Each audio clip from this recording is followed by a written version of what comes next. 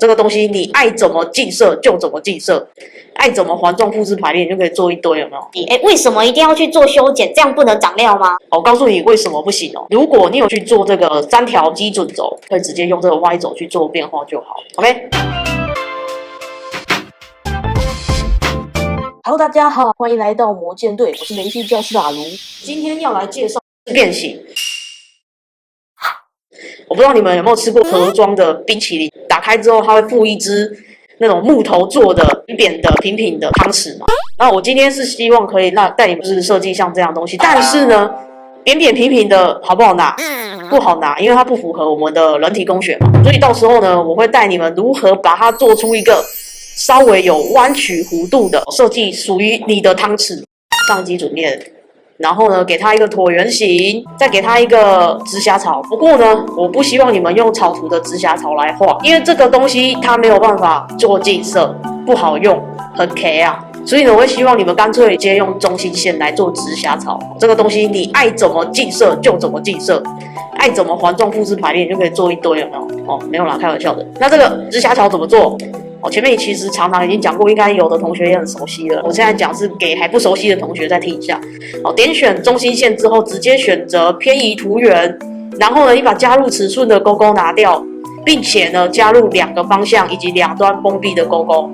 那尺寸呢，你可以自己稍微给一下因为我还没有设定尺寸，所以它很小，我们可以自己再调整一下。OK， 我开始去做设计。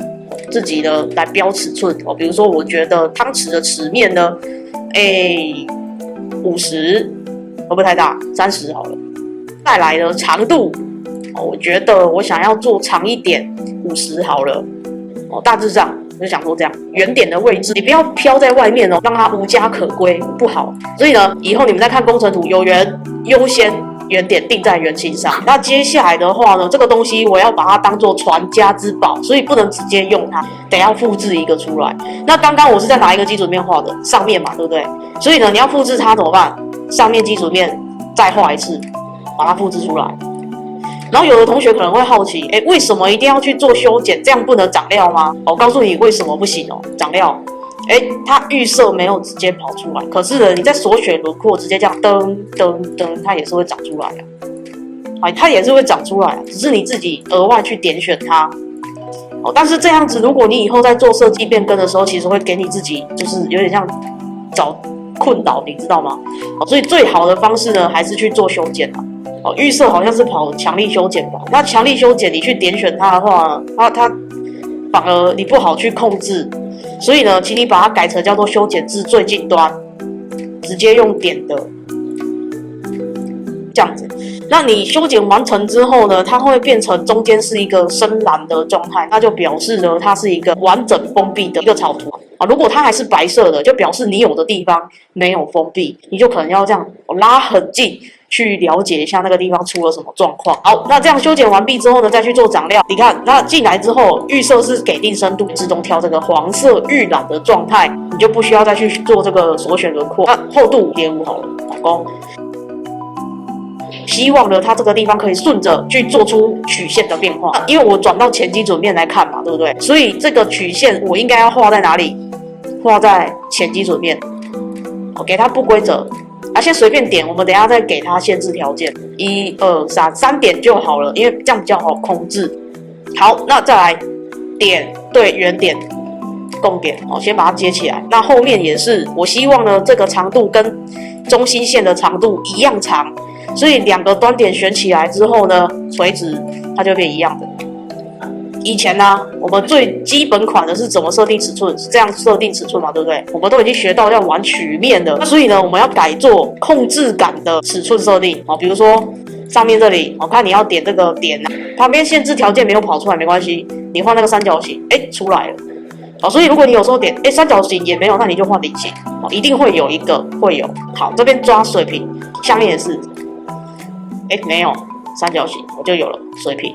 抓完之后呢，你可以帮它设定一下高度，因为我没有要偏很多，所以你就抓一点点就好了。比如说，10，这里也是矮一点就好，5。也就是说，这样设定完之后，感觉还是不太够，因为你发现这个控制感比较长跟比较短曲线的变化是不一样的，所以你也可以针对控制杆的长度去做设定哦。比如说这边我设30哦，就会比较短哦。如果你想要曲线再变化更激进一点，那你就这个50，那它就会变长哦。下面也是30就好。那就说老师，我可不可以再设定角度？可以啊，点选这个控制杆，我看你要点哪一个，圆啊、三角形啊、菱形啊都可以。我再去点选平面，我就可以标，比如说20。设计完成之后呢，应该就会是长这样。赶快订阅阿如的频道，跟着阿如一起迈向雷系建模大师的目标吧。汤匙的本体有了，然后呢，我希望它翘起来的那个曲线也有了，所以接下来呢，我们就要把变形给召唤出来，你就靠近SolidWorks logo， 然后呢往右边移动，插入特征。然后叫做变形的东西，你这边输入变形也可以。好，那它有3种模式。那我们第一阶段呢，先用曲线对曲线。那它的概念是说呢，蓝色的视窗，请你告诉他你的初始曲线、起始的曲线是什么，也就是说本来是平的状态。我点选的这个中心线哦，本来是平的嘛，对不对？我要把它变成这样子。所以呢，蓝色的，请你点选刚刚我们在画直辖槽给的那一条中心线。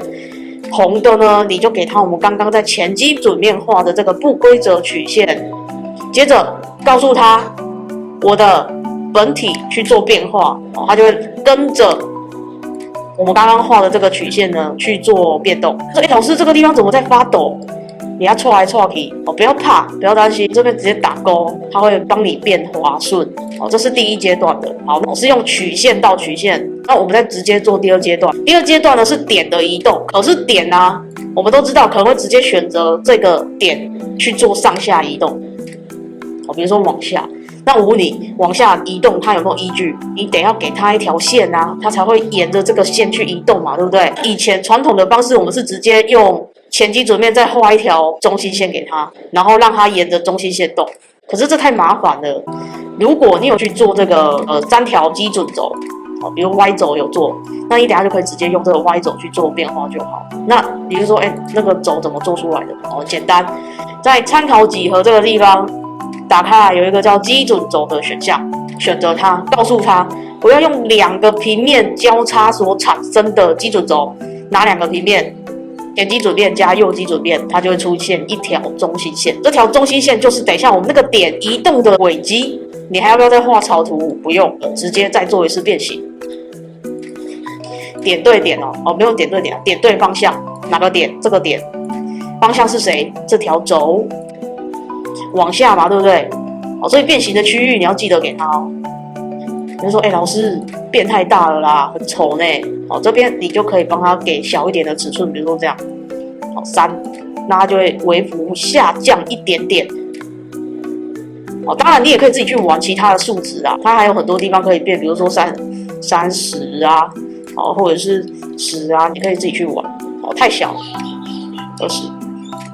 OK， 感谢各位的收看，还没有订阅的朋友在哪里？快来加入我们魔剑队吧！欢迎按赞、订阅或分享阿如的频道哦。我们下个影片再见喽。